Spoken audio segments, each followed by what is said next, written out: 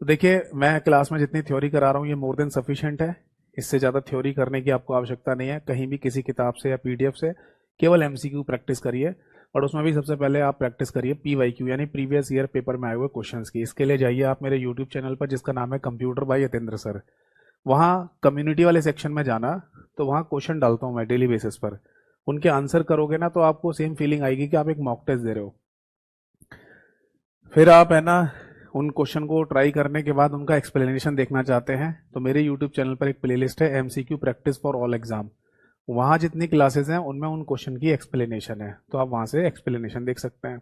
अगर आपको ये क्वेश्चन पीडीएफ के फॉर्म में चाहिए तो मेरा एक टेलीग्राम पर भी चैनल है, कंप्यूटर बाय यतेंद्र सर के नाम से ही है। तो वहाँ पर है ना पीडीएफ फाइल में आपको एमसीक्यूज मिल जाएंगे, इवन चैप्टर और टॉपिक के पीडीएफ भी आपको वहाँ पर मिल जाएंगे। अगर कोई मेरे इन दोनों ऑफिशियल चैनल से न जुड़ पा रहा हो तो मुझे सीधे टेलीग्राम या व्हाट्सएप किसी पर भी मैसेज कर देना। हाँ, अपने बैच का नाम लिखकर, तो मेरे ऑफिशियल लिंक आपके पास आ जाएंगे। और ये दोनों मेरे एक ही नंबर से चलते हैं, 8448832987। 1 मिनट, समाप्त हुआ। तो चलिए शुरू करते हैं आज के सेशन को, आज की क्लास को। सबसे पहले नमस्कार सभी को नमस्कार। आज की डेट डाल देते हैं, दैट इज 12 नवंबर 2024, यानी कि 12 नवंबर 2024 आज की तारीख है बेटा। और लास्ट क्लास में जो हमारा टॉपिक चल रहा था, चैप्टर चल रहा था, वो था एमएस ऑफिस। उसी एमएस ऑफिस को कंटिन्यू कर लेते हैं आगे। ठीक है जी, जल्दी से एक बार फॉर्मेलिटीज कर लेता हूँ सारी, मतलब सारी बातें लिख लेते हैं, फिर उसके बाद आगे टूल्स एंड कमांड्स की चर्चा करेंगे। ठीक है, जिस वर्जन को हम पढ़ रहे हैं, समझ रहे हैं, इसका नाम है माइक्रोसॉफ्ट 365, जो कि अक्सर अब एग्जाम्स में यही वाला पूछा जा रहा है। ठीक है, बट जो पुराने वर्जन है उनको भी हम यहाँ पर देख रहे हैं, मतलब उनके अंदर जो चेंजेस या बदलाव थे पहले, उनको भी मैं यहाँ पर बताता जा रहा हूँ। ठीक है, ये बात समझ में आ गई। तो पावर पॉइंट है ना को अगर आप एक शब्द में बोलना चाहें तो क्या बोलेंगे? इसको प्रेजेंटेशन प्रोग्राम के नाम से बोल देंगे।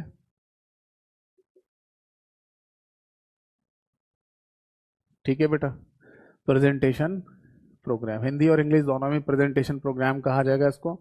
और ये बात हम सभी लोगों को पता है कि अगर आप इसके हर एक क्वेश्चन का आंसर देना चाहते हैं तो आपको इसका मेन्यू बार पढ़ना पड़ेगा, और मेन्यू बार के अंदर जितने भी शब्द लिखे हुए दिखाई देते हैं उनको मेन्यू या टैब कहते हैं।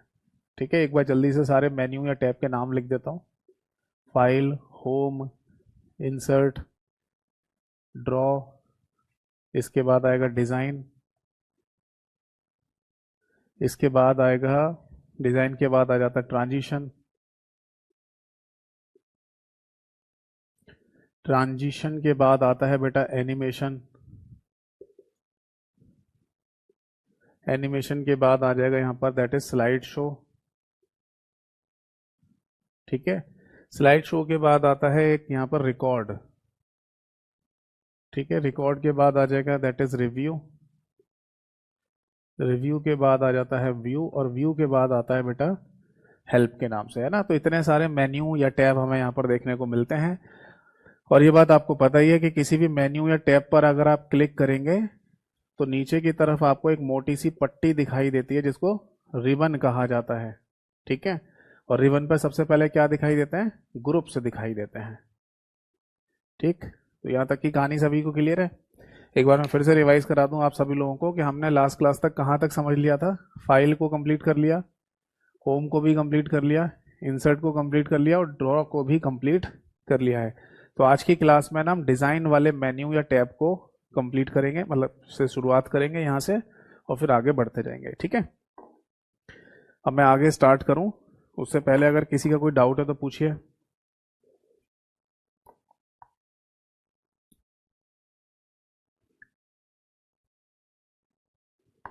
कोई डाउट हो तो पूछिए।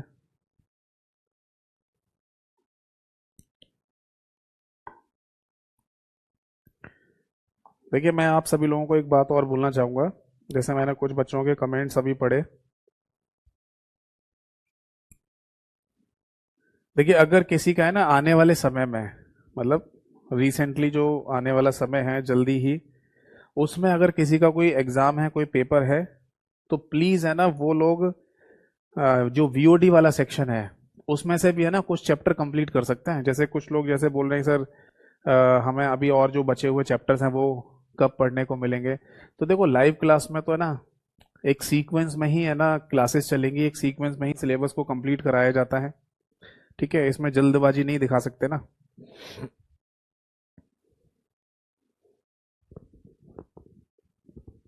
समझ आ गया। हमें एक्चुअली क्या है ना इसमें जल्दबाजी नहीं दिखा सकते कि छोड़ छोड़ के पढ़ा दें आगे किसी चैप्टर के लिए। मान लो सपोज दैट कि किसी का इंटरनेट नेटवर्किंग वाला चैप्टर आना है एग्जाम में, तो मैं यहाँ पर है ना इस एमएस ऑफिस को स्किप कर दूँ, छोड़ दूँ, चलो इंटरनेट नेटवर्किंग पहले पढ़ा दो। तो ये चीज़ है ना मैं नहीं कर पाऊंगा, है ना। क्योंकि हर टॉपिक का हर चैप्टर का एक सीक्वेंस होता है, और उसी सीक्वेंस में ना आपको सारी चीज़ें कराई जाएंगी। ना तो मैं जल्दी जल्दी करा सकता, ना ही मैं छोड़ छोड़ के करा सकता।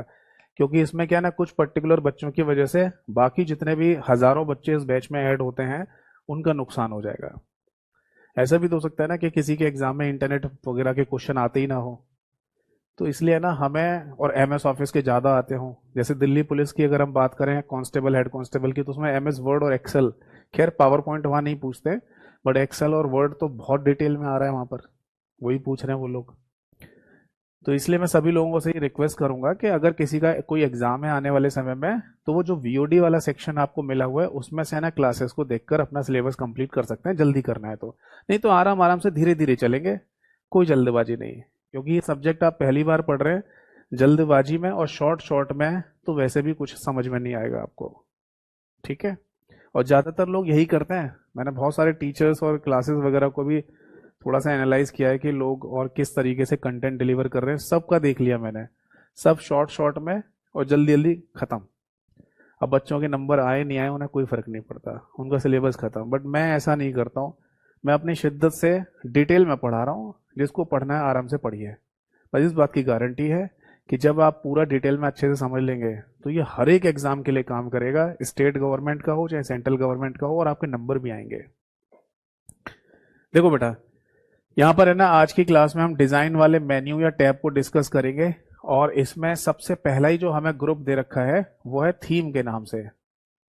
ठीक है, तो जैसा कि मैंने पहले भी बताया कि थीम वैसे तो कोई इंपॉर्टेंट टर्म नहीं होता जिसके ऊपर कोई क्वेश्चन वगैरह बनाया जाए, बट जैसे मोबाइल फोन में अगर आप अपने मोबाइल फोन की थीम को अगर कभी आपने चेंज करके देखा है, तो आपने नोटिस किया होगा कलर वगैरह चेंज हो जाते हैं, फॉन्ट चेंज हो जाते हैं, फॉन्ट का साइज चेंज हो जाता है ना। तो उसी तरीके से यहाँ पर भी दे रखा है कि अगर आप ओवरऑल पावर पॉइंट की जो थीम है वो अगर चेंज करना चाहें तो कर सकते हैं। तो पावर पॉइंट की जो स्लाइड्स हैं उनमें जो कलर्स वगैरह होंगे वो चेंज हो जाएंगे, फॉन्ट चेंज हो जाएंगे, फॉन्ट इफेक्ट चेंज हो जाएंगे। तो अलग अलग थीम में ये सारी चीजें दे रखी हैं। ये सेम वैसा ही है जैसे एमएस वर्ड और एक्सेल में लिखवाया था आपको। दूसरा पॉइंट यहां पर दे दिया बेटा वेरिएंट्स के नाम से। वेरिएंट्स, ये वर्ड और एक्सेल में शायद नहीं था, वहां पर नहीं था ये, यहीं पे दे रखा है। वेरिएंट्स का मतलब आप ऐसे समझ लो, जैसे सपोज दैट कि आपने ना ग्रीन कलर की यानी हरे रंग की थीम को सेलेक्ट किया, तो या किसी थीम को सेलेक्ट किया, ठीक। अब उस थीम के अंदर कुछ चीजें फिक्स होंगी। जैसे सपोज दैट कि किसी थीम के अंदर है ना ग्रीन कलर है, हरे रंग का ज्यादा इस्तेमाल किया गया है, हरे रंग में ग्रीन ग्रीन कलर में ज्यादातर चीजों को दिखाया दिखाया गया है मान लीजिए। ठीक है।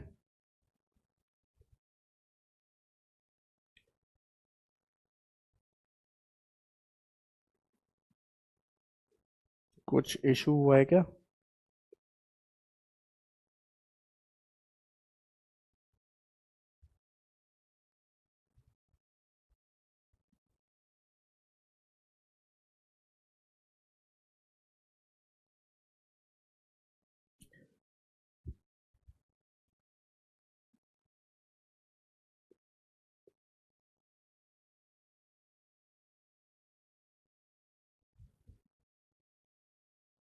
क्लास में कुछ इशू हुआ है क्या?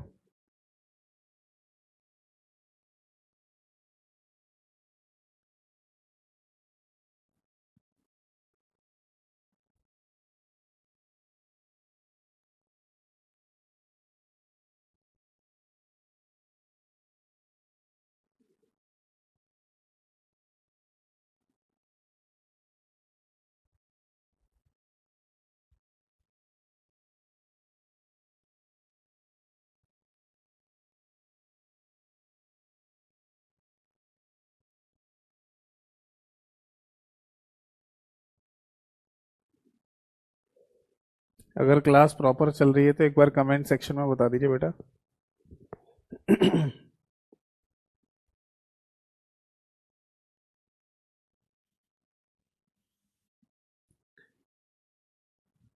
एक तो मुझे लगता है ये कमेंट सेक्शन में भी कोई कुछ ना कुछ प्रॉब्लम है शायद, क्योंकि मैं काफ़ी नोटिस कर रहा हूँ कमेंट्स बहुत देर से आते हैं।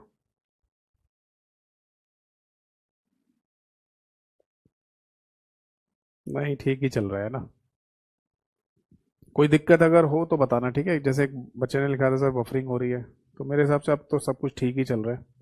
चलो, तो मैं ये कह रहा था, जैसे मान लो सपोज दैट कि आपने ग्रीन कलर की कोई थीम को सेलेक्ट कर लिया, ठीक है।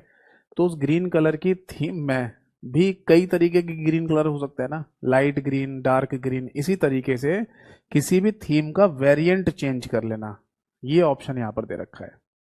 समझ में आ गई बात? जैसे सपोज दैट मान लो है ना, किसी थीम के अंदर फॉन्ट कुछ दे रखा था, जैसे मान लो एप्टॉस के नाम से या कैलिब्री के नाम से दे रखा है, फिर भी आपको है ना कोई अलग से फॉन्ट चेंज करना है, तो वो सब वेरिएंट्स में जाकर आप चेंज कर सकते हैं, ठीक है। वेरिएंट्स को है ना एक तरीके से आप ये समझ लो थीम का एक्सटेंशन। समझ में आ रहा है? जैसे मान लो मेरे को है ना किसी ने कोई सामान दिया जिसपे कोई कलर वगैरह हो रहा था, और फिर मैंने अपनी मर्जी से भी उस कलर में थोड़ी सी छेड़खानी करके और उसको और अच्छा बनाने की कोशिश की, तो उसी को वेरिएंट्स बोल देते हैं। इसका एक सिंपल एग्जांपल और बता देता हूँ। जैसे आपके घरों में पेंट होता है दीवारों पर, तो सपोज दैट घर में ये डिसाइड हुआ कि ग्रीन कलर का पेंट करवाएंगे दीवारों पर ग्रीन में भी तो कई सारे वेरिएंट्स होते हैं ना, लाइट ग्रीन, डार्क ग्रीन, बहुत डार्क ग्रीन टाइप का। तो इस तरीके से है ना, अगर आप किसी भी कलर का वेरिएंट्स अगर चेंज करना चाहें तो कर सकते हैं। उसी तरीके से थीम का भी वेरिएंट्स होता है, ठीक है। तीसरे नंबर पर है ना यहाँ पर जो ग्रुप दिया हुआ है वो है दैट इज कस्टमाइज के नाम से। कस्टमाइज ये क्या चीज है? देखो, कस्टमाइज में है ना बेसिकली स्लाइड का साइज को यहाँ पर कस्टमाइज के नाम से बोला जा रहा है। यानी जो स्लाइड आपको दिखाई देती है पावर पॉइंट की फाइल में, उसका जो साइज या आकार जो आपको दिखाई दे रहा है, उसके बारे में यहाँ पर बात चल रही है।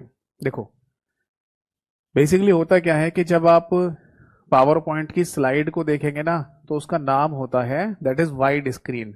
वाइड स्क्रीन का मतलब ये होता है कि स्लाइड आपको ऐसे दिखाई देगी, इस तरीके से, जिसका अपना एक रेशो भी होता है 16:9, 16:9। और ये ध्यान रखना है कि ये बीते कुछ समय पहले एक पेपर हुआ है जहां पर भी ये क्वेश्चन पूछा गया था। वहां ये क्वेश्चन पूछा गया था कि बताइए कि पावर पॉइंट में स्लाइड का रेशो क्या होता है, स्लाइड के साइज का रेशो क्या होता है। तो ऑप्शन में लिखा था 16:9, 16:9। यही सही आंसर था, ठीक है जी। बट इसके अलावा है ना एक और साइज दे रखा है यहाँ पर पावर पॉइंट में, जिसे स्टैंडर्ड साइज कहते हैं। इसमें भी है ना स्लाइड दिखेगी तो ऐसी लेटी हुई सी, बट इसका जो रेशो है वो रहता है बेटा 4:3 का। यानी आपको है ना स्लाइड देखने के दो साइज दिए जा रहे हैं, एक तो वाइड स्क्रीन के नाम से और एक स्टैंडर्ड के नाम से, दोनों का अनुपात ये रहेगा। बाकी वाइड स्क्रीन के है ना आप नीचे लिख लेना, ये होता है बाई डिफॉल्ट, यानी कि स्वतः ही। यानी जब आप पावर पॉइंट की फाइल को ओपन करते हैं बेटा, तो जो स्वतः ही फाइल का साइज, फाइल नहीं, स्वतः ही जो स्लाइड का साइज आपके सामने आएगा वो वाइड स्क्रीन के नाम से होगा, ठीक है। बस दो ही पॉइंट याद रखने हैं। और इसके बाद चौथे नंबर पर है ना आपको दिया गया है एक ग्रुप जो है डिजाइनर के नाम से। इस डिजाइनर का मतलब है डिजाइन आइडियाज। मतलब पावर पॉइंट की फाइल अगर आप बनाने जा रहे हैं, तो आप है ना जितना प्रेजेंटेबल तरीके से दिखा सकते हो अपनी स्लाइड्स को, उतना बेहतर है ना। तो पावर पॉइंट का एक ऑटोमेटिक फीचर है जिसमें वो आपको अपने आप से डिजाइन्स बना के दिखाएगा, है ना। डिजाइन्स के सजेशन देगा आपको कि इस तरीके से स्लाइड का डिजाइन रखकर आप अपना कंटेंट लिखना शुरू करो, अपना कंटेंट बनाना शुरू करो। समझ में आ गई बात? तो वो चीज यहाँ पर दे रखी है। आप बोलेंगे सर ये डिजाइनर नाम का ग्रुप तो आपने होम के अंदर भी बताया था। हाँ, वहां पर भी दे रखा है। तो ये ध्यान रखना कि डिजाइनर नाम का जो ग्रुप है, यानी डिजाइन आइडियाज वाला जो टूल है, वो दो जगह पर है, डिजाइन के अंदर भी है और होम के अंदर भी है। तो ऐसा क्वेश्चन पूछ लिया जाता है कि बताओ अगर आप पावर पॉइंट के ऊपर डिजाइन अप्लाई करना चाहते हैं तो ये टूल आपको कहाँ पर देखने को मिलेगा? तो इसका सही आंसर है दो टैब में, डिजाइन में भी और होम के अंदर भी, ठीक है। नोट कर लीजिए, कोई डाउट है तो पूछिए। बाकी देखो, आपको बताइए अगर नोट करने की हैबिट नहीं है आपकी, कलम चलाने की आदत नहीं है आपकी, तो मैं आपको ये एज इट इज लिखा हुआ क्लास पीडीएफ भी प्रोवाइड कर रहा हूँ अपने टेलीग्राम चैनल पर, आपको पता ही है। वहाँ पर आपको पावर पॉइंट की क्लास पीडीएफ मिल जाएगी, जिसको डाउनलोड करके आप जैसे चाहें वैसे रिवीजन कर सकते हैं। और अगर आप खुद से नोट्स बना रहे हैं तो बहुत अच्छी बात है। समझ में आ गई बात? तो बेसिकली डिजाइन वाले मेन्यू या टैब के अंदर जो इम्पोर्टेंट था, है ना, वो बेसिकली कस्टमाइज वाला जो पॉइंट था ना, वो ज्यादा इंपॉर्टेंट था। बाकी तीन तो ज्यादा नहीं पूछे जाते। कस्टमाइज में याद रखना कि पावर पॉइंट की स्लाइड्स का साइज क्या होता है, 16:9 और 4:3, 4:3, ये इंपॉर्टेंट था। अब इसके बाद आता है ट्रांजिशन। देखो ट्रांजिशन ऑलरेडी मैं आपको बता चुका हूं क्या होता है। जब मैंने सम इंपॉर्टेंट फैक्ट्स आपको लिखवाए थे तब मैंने आपको बता दिया था कि ट्रांजिशन बेसिकली क्या होती है। ट्रांजिशन एक स्पेशल इफेक्ट या मोशन इफेक्ट को कहा जाता है जो पूरी की पूरी स्लाइड के ऊपर अप्लाई किया जाता है। लिखवाया था आपको, तो यही चीज है ना। अब यहाँ पर थोड़ा सा और समझ लेते हैं। जैसे है ना, आप यहाँ पर ट्रांजिशन पे क्लिक करोगे तो सबसे पहला ही है ना ग्रुप आपको देखने को मिलेगा जिसमें प्रीव्यू लिखा होता है। अब प्रीव्यू का मतलब क्या है? प्रीव्यू का मतलब यह है, जैसे आपको प्रिंट प्रीव्यू बताया था भाई, प्रिंट प्रीव्यू की एक शॉर्टकट की भी आपको लिखवाई थी, Ctrl+F2। और प्रिंट प्रीव्यू का मतलब भी बताया था कि कागज पर फाइनली प्रिंट निकालने से पहले अगर आप मॉनिटर की स्क्रीन पर ही देखना चाहते हैं कि प्रिंट कैसा निकलेगा, ताकि प्रिंट गड़बड़ होने की संभावना हो तो उसे ठीक किया जा सके, तो उसे प्रिंट प्रीव्यू कहते हैं। इसी तरीके से यहाँ पर प्रीव्यू का मतलब भी है कि अगर आप किसी स्लाइड के ऊपर ट्रांजिशन अप्लाई करना चाहते हैं और आप ये देखना चाहते हैं कि फाइनल किसी को मैं अगर प्रेजेंटेशन दिखाऊं उससे पहले ही चेक कर लूं कि ट्रांजिशन और ये सारी चीज़ें प्रॉपर तरीके से अप्लाई हुए हैं नहीं हुई हैं, तो ये आप प्रीव्यू करके देख सकते हैं। तो प्रीव्यू का सिंपल सा मतलब है फाइनल प्रेजेंटेशन से पहले उसका प्री व्यू करके देखना।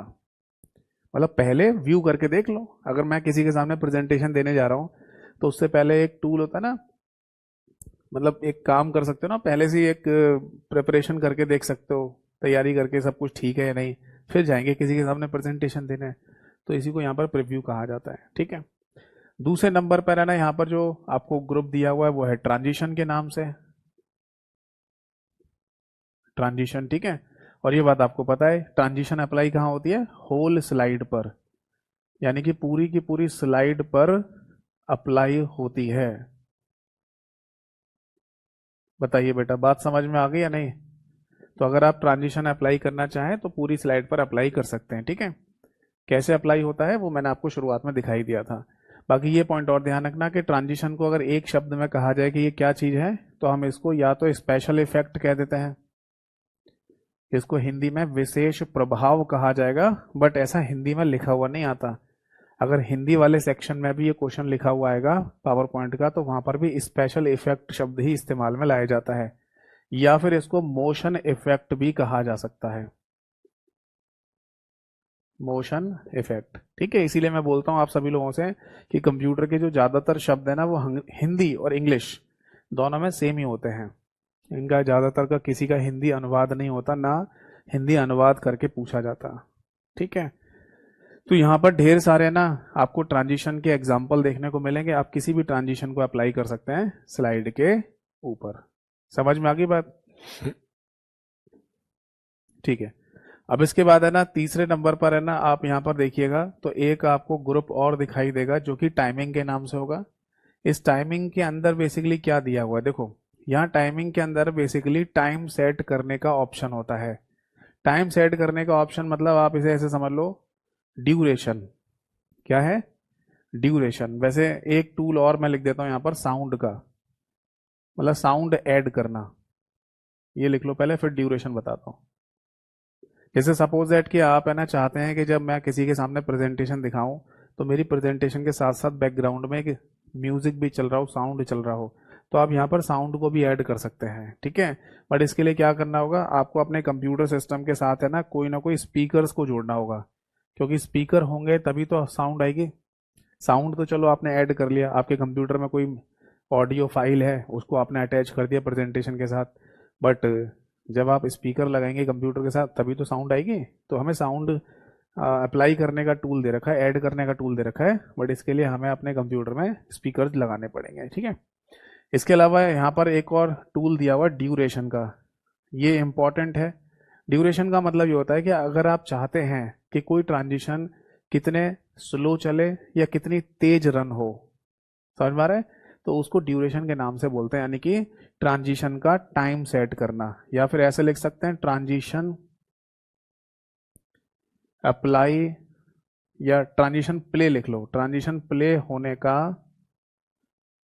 का टाइम सेट करना।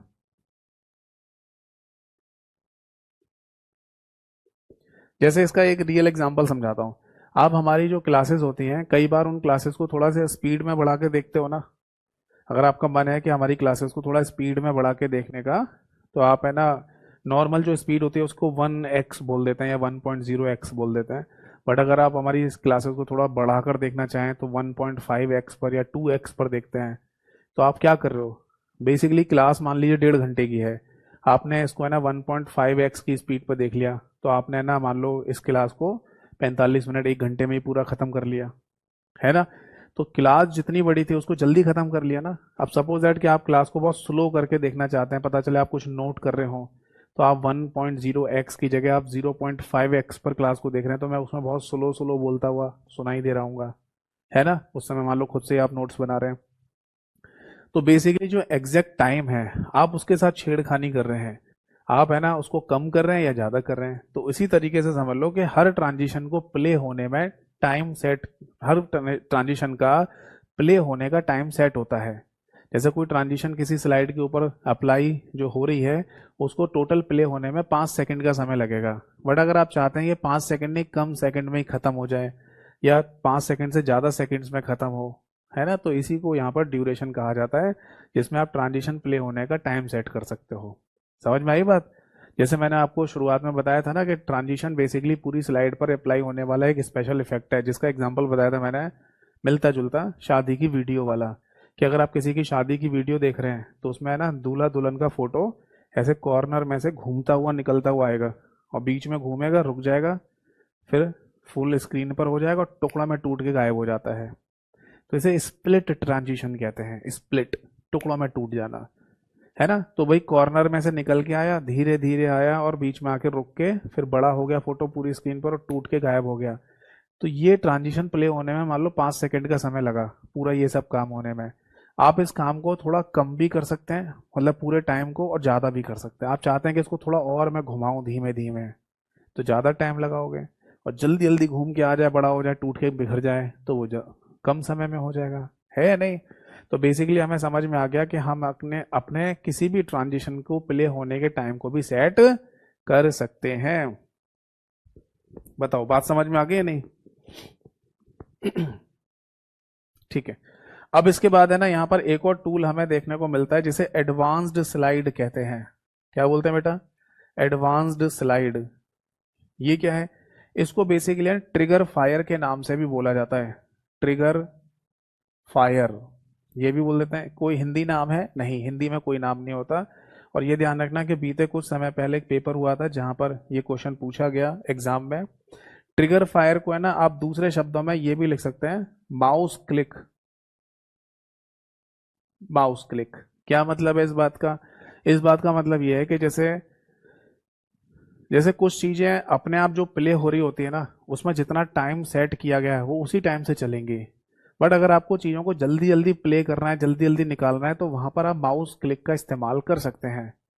जैसे इसका एक उदाहरण बताता हूँ, कि अगर आप कोई मूवी देख रहे होते हैं, कोई पिक्चर देख रहे होते हैं, तो उस कंडीशन में जैसे मूवी चल रही है, प्ले हो रही है, वो अपना पूरा टाइम लेगी, नॉर्मली मूवी चलती जाएगी। बट अगर आपको मूवी को जल्दी जल्दी निकाल निकाल के देखना है, तो वहां से माउस का यूज कर सकते हो ना आप। भाई कोई भी मूवी जब चल रही होती है तो एक नीचे एक पट्टी आती है जिस पर दिखाता रहता है कि मूवी कितनी खत्म हो चुकी है। तो वहां माउस से क्लिक क्लिक करके आप उस मूवी को, उस पिक्चर को जल्दी जल्दी निकाल के देख सकते हैं, देख सकते हैं ना। तो क्या कर रहे हो आप, माउस का इस्तेमाल करके किसी चीज को जल्दी जल्दी प्ले करके आगे निकाल रहे हो। तो इसी तरीके से यहां पर भी हो सकता है पावर पॉइंट में, कि अगर आपने किसी स्लाइड के ऊपर ट्रांजिशन अप्लाई की हुई है, तो उस ट्रांजिशन को जल्दी जल्दी खत्म करना है, तो आप बीच में कहीं पर भी माउस से क्लिक क्लिक क्लिक करते रहना, पूरी स्क्रीन पे कहीं भी क्लिक कर दो माउस से, वो ट्रांजिशन जल्दी से प्ले हो जाती है। जैसे मान लो उसे 5 सेकंड का समय लगना था पूरी ट्रांजिशन को प्ले होने में, आपने अगर जैसी ट्रांजिशन शुरू हुई हो आप माउस से क्लिक कर देना, वो तुरंत खत्म हो जाएगी। तो इसी को कहते हैं ट्रिगर फायर करना या माउस क्लिक करना, जिससे ट्रांजिशन तभी एंड होकर दूसरा जो अगला ट्रांजिशन होगा वो आना शुरू हो जाएगा। समझ में आ गई बात। तो टोटल मिला के ना यहाँ पर 3 आपको ग्रुप देखने को मिलेंगे।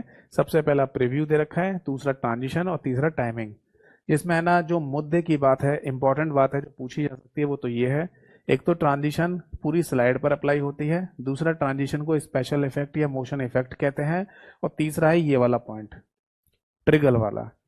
क्या हम स्लाइड के ऊपर ट्रांजिशन को जल्दी जल्दी निकाल सकते हैं, क्या हम ट्रांजिशन को जल्दी खत्म कर सकते हैं, इस तरीके की भाषा अगर आपको देखने को मिले, या हम माउस का इस्तेमाल करके या माउस क्लिक का इस्तेमाल करके हम ट्रांजिशंस को जल्दी जल्दी प्ले कर सकते हैं, तो ये सब चीज़ें ना यहीं से पूछी जा रही होती हैं एडवांस स्लाइड वाले इस टूल से। तो 2 ही पॉइंट है ना मेरे हिसाब से यहाँ पर इंपॉर्टेंट है, एक ये वाला, मतलब ये दोनों, और एक ये वाला, ये ध्यान रखना। ठीक है, नोट कर लीजिए, कोई डाउट है तो पूछिए। क्लियर है जी।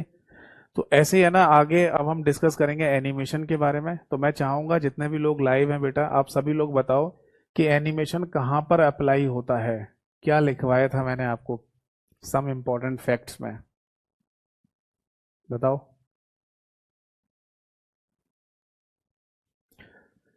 सम इंपॉर्टेंट फैक्ट्स मैंने जब आपको लिखवाए थे तब एनिमेशन के बारे में क्या लिखवाया था, क्या बताया था आपको? Very good. मैंने आपको वहां पर बताया था, हाँ ठीक है, मैंने आपको ये बताया था कि एनिमेशन है ना स्लाइड के ऊपर जो ऑब्जेक्ट्स अप्लाई होते हैं उनके ऊपर लगाया जाता है, और ये भी एक मोशन इफेक्ट या स्पेशल इफेक्ट ही कहलाता है ना।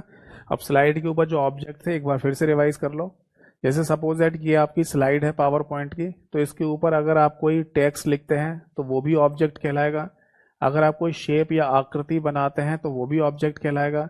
अगर आप कोई इमेज, फोटो, चित्र वगैरह लगाते हैं तो वो भी एक ऑब्जेक्ट कहलाएगा। यानी मुद्दे की बात यहाँ पर यह है कि किसी भी स्लाइड के ऊपर आप जो भी अप्लाई करें, कुछ भी अप्लाई करें, कुछ भी बनाएं, कुछ भी लिखें, वो सब एक ऑब्जेक्ट कहलाता है। और उन ऑब्जेक्ट के ऊपर अगर आप कोई स्पेशल इफेक्ट डालना चाहें तो उसको एनिमेशन के नाम से बोला जाएगा। तो यहाँ पर एनिमेशन में भी है ना, देखो सबसे पहला आपको ग्रुप दे रखा है प्रीव्यू का, यानी कि अगर आप स्लाइड के ऑब्जेक्ट्स के ऊपर एनिमेशन लगाते हैं तो उनको अगर प्रीव्यू करना चाहें तो उनको भी प्रीव्यू कर सकते हैं। मतलब फाइनल किसी के सामने प्रेजेंटेशन दिखाने से पहले आप चेक कर लोगे ना कि मैंने जो एनिमेशन लगाया है स्लाइड ऑब्जेक्ट के ऊपर वो ठीक है या नहीं, तो वो आप यहाँ से चेक कर सकते हो प्रीव्यू में जाकर। ठीक है, इसके बाद दूसरे नंबर पर आ जाता है यहाँ पर एनिमेशन। ठीक है, तो जो बात अभी हम बोल रहे थे वो लिख देता हूँ यहाँ पर। एनिमेशन कहाँ पर अप्लाई होता है? स्लाइड के ऑब्जेक्ट के ऊपर। तो लिख लीजिए, स्लाइड्स के ऑब्जेक्ट्स के ऊपर अप्लाई होता है। समझ में आ गई बात। और दूसरा, इसके लिए भी यही बात बोली जाएगी कि एनिमेशन भी क्या होता है, एनिमेशन भी एक स्पेशल इफेक्ट होता है, स्पेशल इफेक्ट, या फिर इसको मोशन इफेक्ट के नाम से भी बोल सकते हैं। तो मोशन इफेक्ट कह दो या स्पेशल इफेक्ट कह दो, एक ही बात है। समझ में आ गई बात। ठीक है, नोट कर लीजिए इसको। बाकी देखो वैसे तो मैंने प्रैक्टिकल करके दिखा दिया था आपको, ठीक है, शुरुआत में ही, बट आपको पता ही है जैसे ही पावर पॉइंट खत्म होगा तो मैं लास्ट में भी एक प्रैक्टिकल करके दिखाऊंगा जिसमें ये सब चीज़ें आपको दिख जाएंगी, एनिमेशन और ट्रांजिशन कैसे अप्लाई होता है। ठीक है भाई। देखो इसके अलावा है ना यहाँ पर तीसरे नंबर पर आपको एक और ग्रुप देखने को मिलेगा ट्रांजिशन की जैसे ही, जिसपे एडवांस्ड एनिमेशन लिखा होता है। वहां पर एडवांस्ड ट्रांजिशन लिखा हुआ था, यहाँ पर एनिमेशन। इसमें क्या है, यहाँ पर दे रखा है वही ट्रिगर फायर, ट्रिगर फायर करना। ठीक है, या फिर इसको माउस क्लिक भी कह सकते हैं। तो जिस तरीके से है ना हमने किसी ट्रांजिशन को है ना माउस क्लिक से बदल दिया या हटा दिया या जल्दी प्ले करा दिया, क्या एनिमेशन को भी इसी तरीके से किया जा सकता है? तो आंसर है बेटा हाँ, एनिमेशन को भी जल्दी जल्दी प्ले करना हो तो कर सकते हैं। इस बात को है ना आप ऐसे समझ लो, इसको एक और एग्जांपल से समझा देता हूँ। देखो जैसे मान लो आप किसी सरकारी विभाग में हैं और आपको ये काम दिया जाए कि हमारा विभाग कैसे काम कर रहा है उसकी एक प्रेजेंटेशन बनाओ, और कुछ डेलीगेट्स आ रहे हैं, है ना, कुछ लोग आ रहे हैं, उनके सामने प्रेजेंटेशन दिखानी है। तो आपने प्रेजेंटेशन तैयार कर ली, ट्रांजिशन एनिमेशन लगा दिया। अब जो डेलीगेट्स आए उनके सामने ये प्रेजेंटेशन दिखाने के लिए आपको समय चाहिए, मान लो टोटल 15 मिनट का। अब जो डेलीगेट्स आते हैं, जो लोग आते हैं, उन्होंने कहा कि हमें 15 मिनट नहीं है, जल्दी से ख़त्म करा दो, जल्दी देख के हमें जाना भी है, 5 मिनट में ख़त्म कर दो। तो अपनी पूरी 15 मिनट की प्रेजेंटेशन को 5 मिनट में कैसे ख़त्म कर सकते हो? तो उसमें है ना ये टूल काम करता है जनरली। जैसे कोई एनिमेशन शुरू हुआ, आपने बीच में ही तुरंत माउस से क्लिक कर दिया, तो जो एनिमेशन खत्म होना था 5-10 सेकंड में, वो 1 सेकंड में खत्म हो जाएगा। ये है मेनली टूल। इसी को बोलते हैं ट्रिगर फायर करना। ट्रिगर फायर जैसे ही करोगे, यानी माउस क्लिक करोगे, पूरी स्क्रीन पे कहीं भी कर सकते हो, वो एनिमेशन या वो ट्रांजिशन तुरंत खत्म हो जाता है। अब तो समझ में आ गया कि ट्रिगर फायर का मतलब क्या है बेसिकली। ठीक है। इसके बाद यहाँ पर है ना चौथे नंबर का एक ग्रुप दे दिया है, उस पर टाइमिंग लिखा आता है। टाइमिंग का मतलब भी वैसे ही है जैसे हमने ट्रांजिशन के केस में देखा था। सबसे पहला तो है ड्यूरेशन, मतलब किसी भी एनिमेशन को प्ले होने में जो टाइम या समय सेट किया गया, सेट करके दिया गया होगा, उसको आप कम भी कर सकते हो, ज़्यादा भी कर सकते हो। आप चाहते हैं कि एनिमेशन थोड़ा धीमे धीमे देर तक प्ले हो, तो आप है ना टाइम को बढ़ा दो, और जल्दी से प्ले हो जाए, जल्दी खत्म हो जाए, तो टाइम को कम कर दो। एक बात और, कि दो ट्रांजिशन के बीच में है ना, दो एनिमेशन की, माफ कीजिएगा ट्रांजिशन बोल दिया मैंने, दो एनिमेशन के बीच में है ना, आप चाहें तो डिले भी सेट कर सकते हैं, देरी भी सेट कर सकते हैं। समझ में आ रहा है? जैसे मान लो स्लाइड के ऊपर दो ऑब्जेक्ट हैं आपके, एक तो कोई टेक्स्ट यानी कोई नाम लिखा है आपने, और एक कोई शेप या आकृति है। दोनों के ऊपर एनिमेशन लगा रखा है। अब दोनों के ऊपर जो एनिमेशन है उनका अपना अपना टाइम सेट होगा, वो अलग चीज होती है। तो एनिमेशन, दोनों के ऊपर जो आपने एनिमेशन लगा रखा है ऑब्जेक्ट के ऊपर, उनका अपना अपना टाइम अलग है एनिमेशन प्ले होने का। बट एक एनिमेशन के बाद दूसरा एनिमेशन कितनी देर में प्ले होगा, इसके बीच में डिले भी होता है। समझे या नहीं? देखो ट्रांजिशन के केस में क्या था, ट्रांजिशन तो पूरी की पूरी एक स्लाइड पर अप्लाई हो जाती है। समझ में आ रहा है? एक स्लाइड पर पूरी ट्रांजिशन अप्लाई हो जाएगी, वो प्ले हो जाएगी, खत्म हो जाएगी। बट किसी स्लाइड के ऊपर जो ऑब्जेक्ट्स हैं, वो तो कई सारे हो सकते हैं ना। तो एक ऑब्जेक्ट पर एनिमेशन प्ले होगा, फिर दूसरे ऑब्जेक्ट पर एनिमेशन प्ले होगा, फिर तीसरे ऑब्जेक्ट पर एनिमेशन प्ले होगा। तो इनके बीच में ना गैप कितना हो, उसी को बोलते हैं डिले। तो हम यहाँ पर लिख सकते हैं या बोल सकते हैं कि स्लाइड के ऑब्जेक्ट्स पर अप्लाई किए गए एनिमेशन के बीच का जो गैप है, उसमें ना हम टाइम सेट कर सकते हैं कि एक एनिमेशन के बाद दूसरा एनिमेशन कितने डिले यानी देरी के साथ आए, तो वो यहाँ से सेट हो जाता है। ठीक है। एक टूल और दे रखा है रीऑर्डर एनिमेशन का। जैसे सपोज दैट कि आपने एनिमेशन अप्लाई कर दिया ऑब्जेक्ट्स के ऊपर, है ना, फिर बाद में आपको लगता है कि जो टेक्स्ट के ऊपर एनिमेशन आपने लगाया, वो लगाना चाहिए था आपको किसी शेप के ऊपर, आकृति के ऊपर, और जो आकृति के ऊपर आपने एनिमेशन लगाया वो टेक्स्ट के ऊपर लगना चाहिए था। तो ये चीज़ बाद में भी रीऑर्डर की जा सकती है, जिसको रीऑर्डर एनिमेशन के नाम से बोला जाता है। बताइए बात समझ में आ गई या नहीं? तो टोटल मिला के ना हमें यहाँ पर 4 ग्रुप देखने को मिलेंगे। पहला वही प्रीव्यू, यानी ये सब काम करने के बाद आप है ना चेक कर सकते हो कि सब कुछ प्रॉपर ठीक तरीके से है या नहीं। ठीक है। इसके बाद यहाँ पर दे रखा है एनिमेशन, यानी जिस भी ऑब्जेक्ट के ऊपर आप एनिमेशन लगाना चाहें लगा सकते हैं। फिर एडवांस एनिमेशन में वही ट्रिगर फायर का टूल दे रखा है, और टाइमिंग में ड्यूरेशन, डिले और रीऑर्डर एनिमेशन भी आप कर सकते हैं। बताइए बात समझ में आ गई या नहीं? तो ये है ना, आप यहाँ पर नोट कर लीजिए। कोई डाउट है तो पूछिए। यहाँ तक अगर कोई डाउट हो तो आप पूछिए, नहीं तो इसको नोट कर लीजिए। ठीक है। चलो अब आगे देखते हैं। इसके बाद है ना स्लाइड शो, जो हमारा अगला टैब है, उसकी तरफ जाते हैं और देखते हैं कि इसके अंदर क्या दिया हुआ है।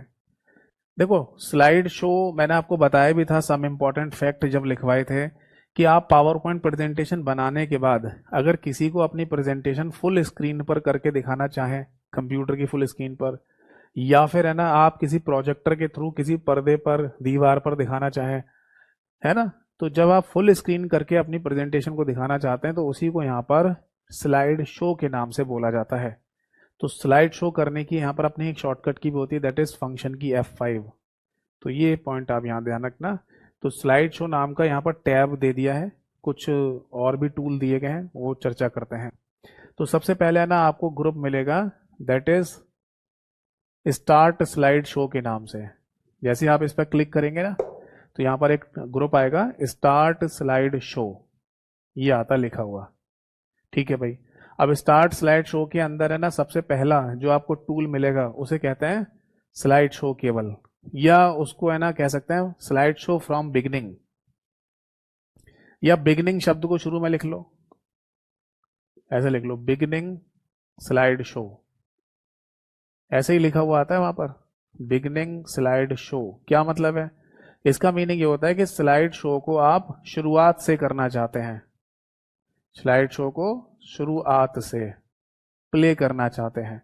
जैसे पावर पॉइंट की टोटल मिला के 10 स्लाइड बनाई आपने, और आप चाहते हैं कि स्लाइड शो शुरू हो पहली वाली स्लाइड से ही, तो उसी को फ्रॉम बिगनिंग कहा जाता है। और इसी की शॉर्टकट की होती है बेटा, दैट इज फंक्शन की F5। यानी आप कीबोर्ड से फंक्शन की F5 दबा देंगे ना, तो उसमें उससे भी फ्रॉम बिगनिंग स्लाइड शो शुरू हो जाएगा, पहली स्लाइड से ही। बट इसी के अंदर आपको एक और टूल दिया जाएगा, that is custom slide show, custom slide show. अच्छा अच्छा अच्छा, एक मिनट एक मिनट, कस्टम से पहले ना करंट भी आता है, यहां पर एक शब्द और आएगा, that is current slide show, फिर आएगा कस्टम। इसका क्या मीनिंग है? इसका मीनिंग यह है कि जहां पर आप हैं, जहां हो, वहीं से स्लाइड शो शुरू हो जाए, तो इसी को है ना हम करंट स्लाइड शो के नाम से बोलते हैं। मैंने बताया भी था आपको पहले भी, जैसे अगर आपने टोटल मिला के 10 स्लाइड बनाई है पावर पॉइंट की, ठीक, तो आप ये चाहते हैं, अच्छा 10 स्लाइड का जब स्लाइड शो शुरू हुआ तब आपने नोटिस किया कि 5वें नंबर की स्लाइड में कोई दिक्कत है, कुछ प्रॉब्लम है जिसे आपको ठीक करना है, तो इस स्लाइड शो को एग्जिट करने के लिए, फुल स्क्रीन से एग्जिट करने के लिए आप एस्केप वाली की को दबाएंगे। आपको पता है ना, कीबोर्ड पर left hand side upper corner में एक ESC वाली की होती है, और इस ESC वाली की को बोलते हैं बेटा एस्केप। और इस एस्केप का मतलब है किसी भी प्रोग्राम से बाहर निकलना, यानी कि टू एग्जिट प्रोग्राम। किसी भी प्रोग्राम से अगर आपको बाहर निकलना है तो इस एस्केप वाली की को दबाएंगे। तो यहाँ पर भी इसी एस्केप वाली की को हम दबा सकते हैं, जिससे स्लाइड शो खत्म हो जाता है, बंद हो जाएगा। इसको ऐसे भी बोल सकते हैं कि हम उससे बाहर निकल आए।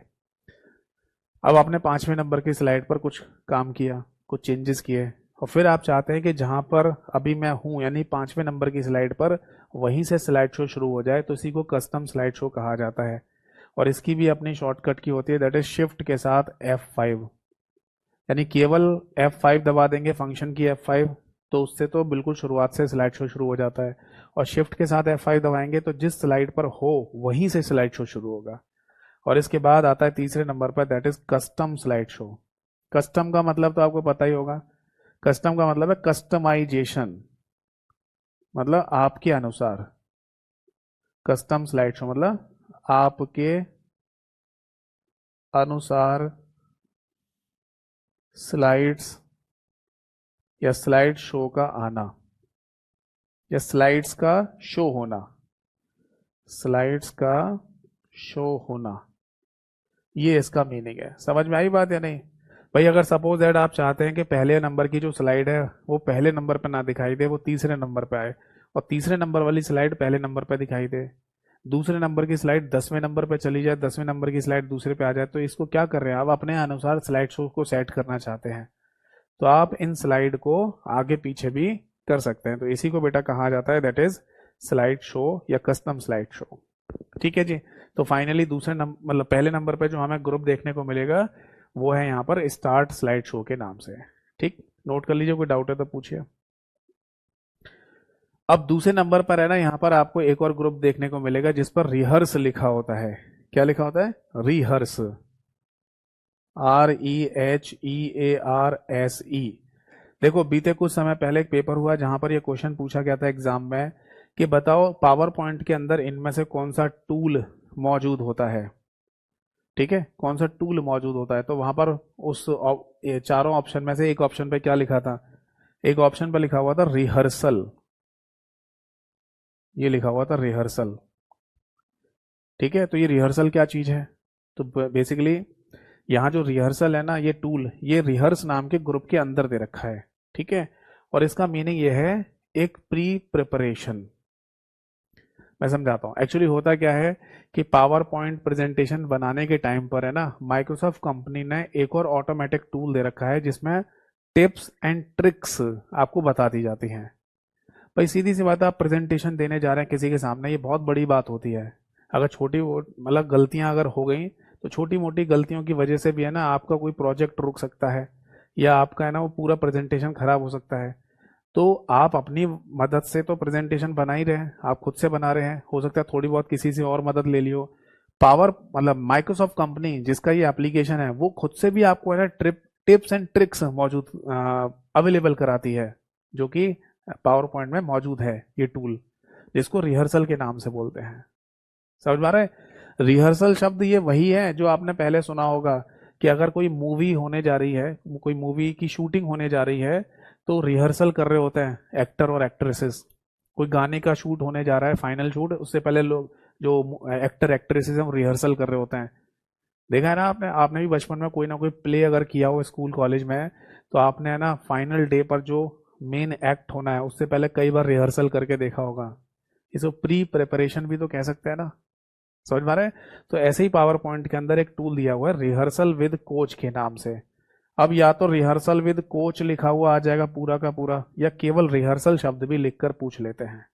आप कम शब्दों में लिखना चाहें तो ऐसे लिख सकते हैं, that is pre preparation. Pre preparation, ठीक है, हिंदी में कहा जाएगा पूर्व तैयारी। पूर्व तैयारी करना है ना। तो ये पावर पॉइंट का ही एक ऑटोमेटिक फीचर है जो आपको दिया जाएगा, जिसमें है ना रिहर्सल विद कोच पे जैसे आप क्लिक करेंगे, आप अपनी प्रेजेंटेशन को प्ले करना है इसके बाद। तो पावर पॉइंट का ये ऑटोमेटिक फीचर जज कर रहा होता है कि आपने प्रेजेंटेशन कैसे बनाई है। फिर फाइनली एक रिपोर्ट टाइप की दिखा देगा लास्ट में, कि है ना आपने किस तरीके से प्रेजेंटेशन बनाई है, इसमें कुछ गलतियां हैं नहीं है, या कुछ इंप्रूवमेंट्स हो सकते हैं। तो मैं ना यहाँ पर लिखना चाहूंगा कि रिहर्सल विद कोच में आपको बेसिकली टिप्स दी जाती हैं। टिप्स दी जाती हैं। समझ में आ गई बात? ठीक है ना। अगर मान लो कोई बता दे हमको कि भैया तुमने प्रेजेंटेशन में ये चीज गलत की है, ये नहीं होना चाहिए, इसको इम्प्रूव कर लो, तो ये टिप्स ही तो हो गई। टिप्स कह दो, ट्रिक्स कह दो, तो ये चीज है ना आपको यहाँ पर रिहर्सल विद कोच के थ्रू मिल जाएगी। नोट कर लीजिए, कोई डाउट है तो पूछिए।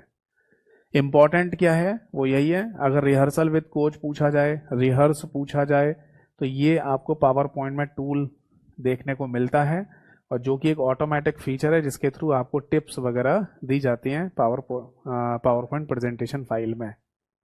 ठीक है जी, समझ आ गए सभी को? नोट कीजिए।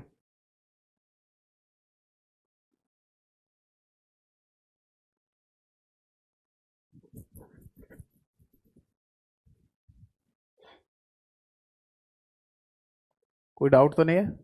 ठीक है। तो फिर अगली नेक्स्ट है ना ग्रुप की तरफ आगे बढ़ेंगे, और तीसरे नंबर पर है ना आपको यहाँ पर मिलता है सेटअप के नाम से। अब सेटअप वाले है ना इस ग्रुप में जैसे ही आप जाएंगे, तो आपको सबसे पहला ही टूल देखने को मिलेगा, स्लाइड। स्लाइड को सेटअप करना, सेटअप स्लाइड लिख लो चाहो तो, या स्लाइड सेटअप लिख लो। ठीक है, स्लाइड सेटअप लिख लो या स्लाइड सेटअप टूल लिख लो। इसका सिंपल सा मीनिंग ये है कि जब आप है ना स्लाइड को मतलब जब स्लाइड शो शुरू करें, तो उस टाइम पर है ना आप कौन कौन सी चीज़ों को देख रहे होंगे, वहां पर कौन कौन से टूल अप्लाई कर सकते हैं, वो सब यहाँ से सेट किए जाते हैं।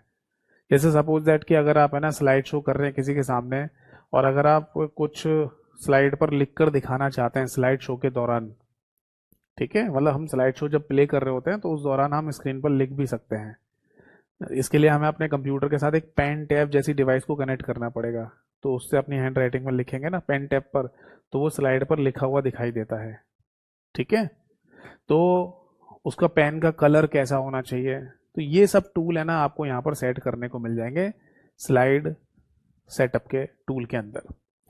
इसके बाद है ना यहाँ पर एक और टूल दे रखा हाइड स्लाइड के नाम से।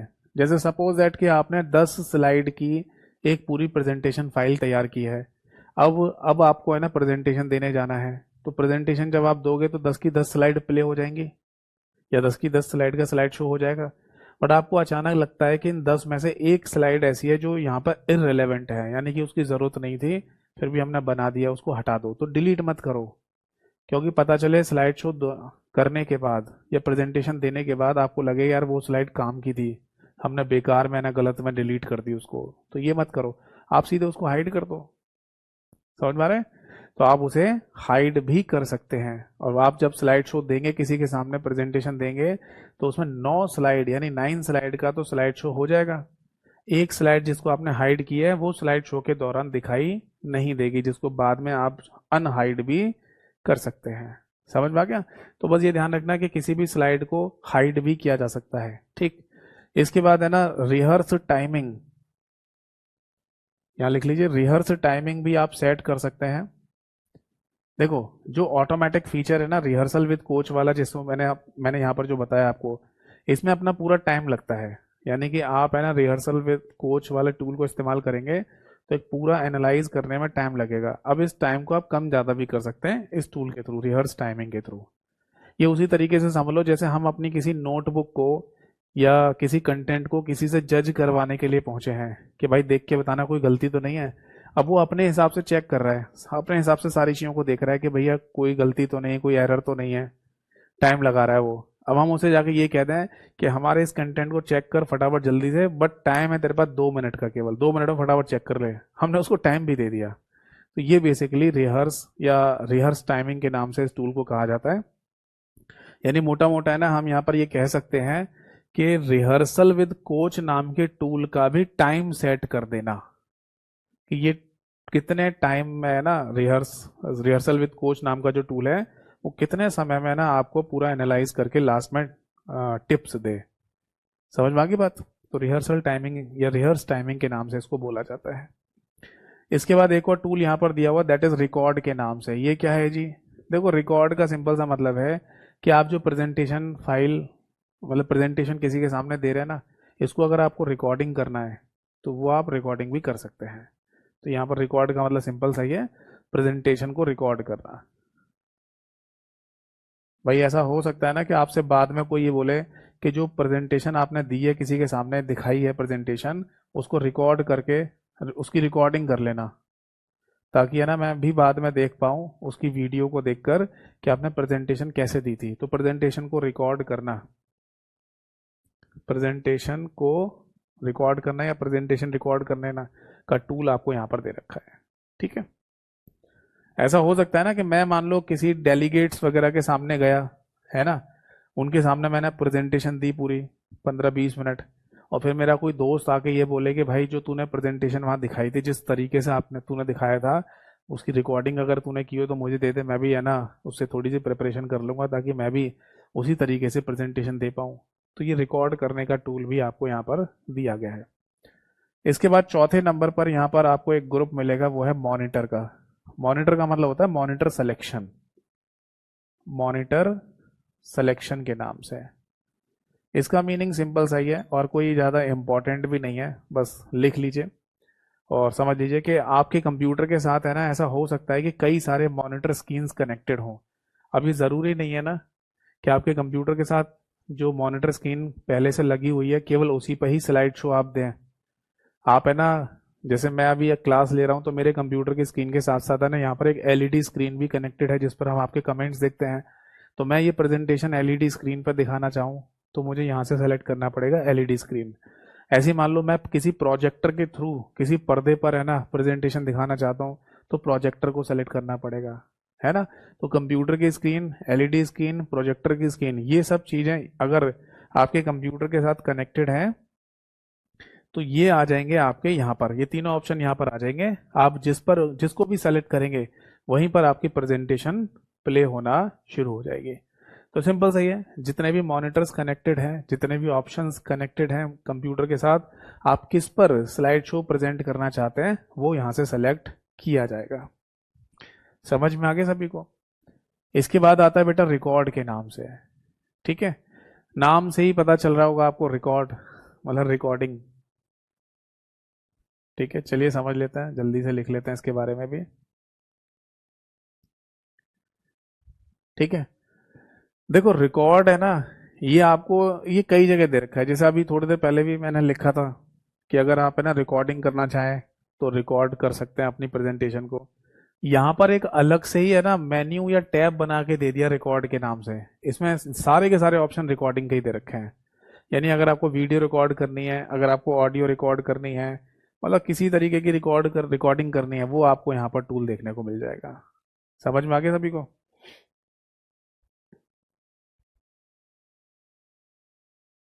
ठीक है। तो देखो यहाँ पर है ना, आपको जैसे रिकॉर्ड पे क्लिक करेंगे तो यहाँ पर सबसे पहला ही है ना, आपको एक ग्रुप देखने को मिलेगा, दैट इज प्रीव्यू के नाम से।